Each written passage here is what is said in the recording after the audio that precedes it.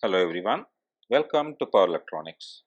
In this session, I am going to discuss the working principle of a Class E chopper. In my previous 4 videos, I have discussed Class A, Class B, Class C and Class D choppers.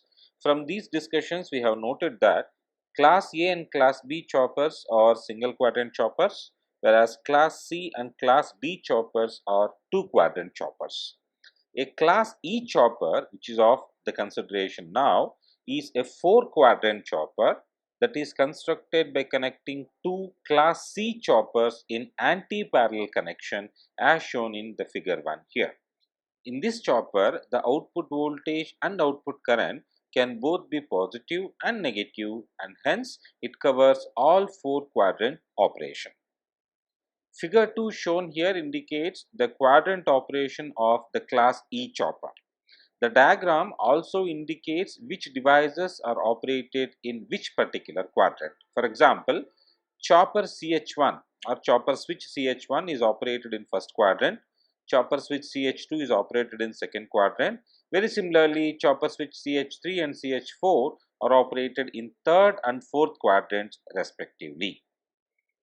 Right, so let us now start with the working principle of a Class E chopper. I am going to start with the first quadrant operation. To obtain the first quadrant operation, chopper switches CH1 and CH4 are simultaneously closed.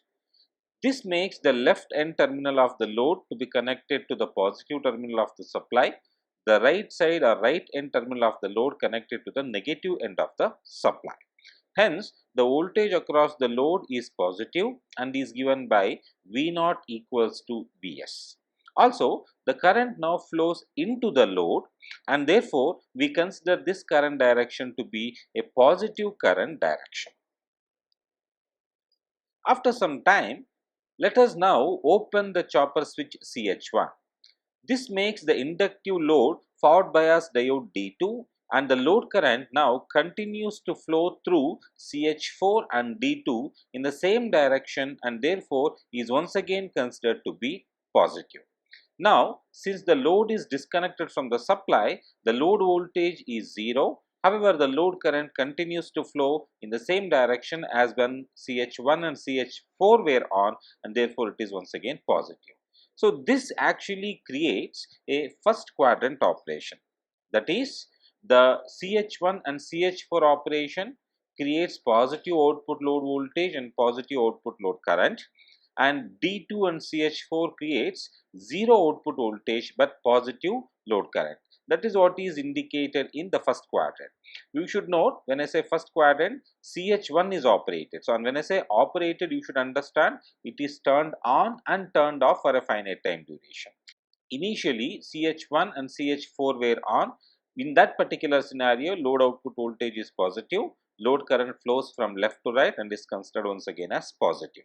After some time, CH1 is turned off, then the CH4 D2 combination begins, that is CH4 and D2. So, the load current continues to flow in the same direction, and therefore, the load current is positive, but since the load is now disconnected from the supply, the load voltage is 0.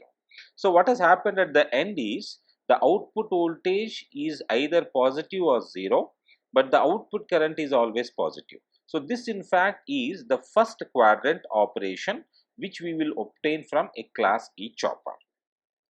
Now, I will move on to the second quadrant operation. Once again, note, in the second quadrant CH2 is operated. Let us come back to the circuit and understand. Now, to obtain second quadrant operation, chopper switch CH2 is operated while keeping the other chopper switches, that is CH1, CH3 and CH4 all open or simply off condition. When the chopper switch CH2 is closed, the DC source in the load drives current through CH2, D4, E and L. The current direction is now reversed and is hence regarded as negative. Also, since the load is still not connected to the supply, the output load voltage is still 0. After some time, when CH2 is opened, the energy stored in the inductor forward biases the diode D1, and now the current is fed back to the source through D1 and D4.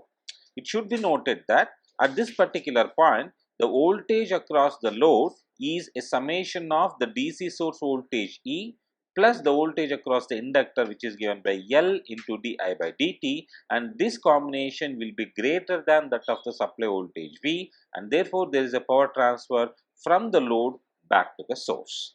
So when you come back to the quadrant diagram, you note in second quadrant CH2 is operated. Initially CH2 and D4 were working, in which scenario the inductor stores energy. This is due to the DC source at the load. After some time, when CH2 is turned off, D1 and D4 will connect the load to the source, and now since the load is at higher potential than the supply, that power is transferred from the load back to the supply. So this in fact creates a positive output current but a negative output voltage.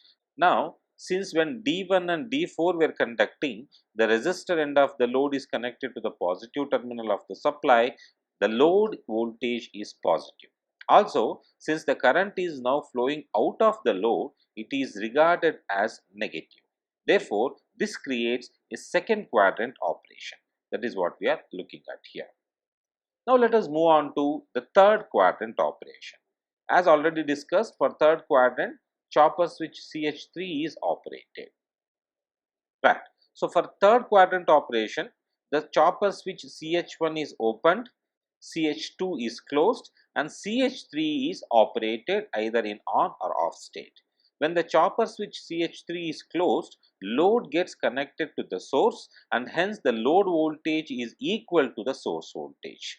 However, since the load is now connected to the source from the load side, that is the E side, to the positive terminal of the supply and the resistor side to the negative terminal of the supply, the load voltage is equal to minus of the supply voltage, and therefore the load voltage is considered negative. Also, the load current is flowing out of the load, and therefore it is once again considered as negative.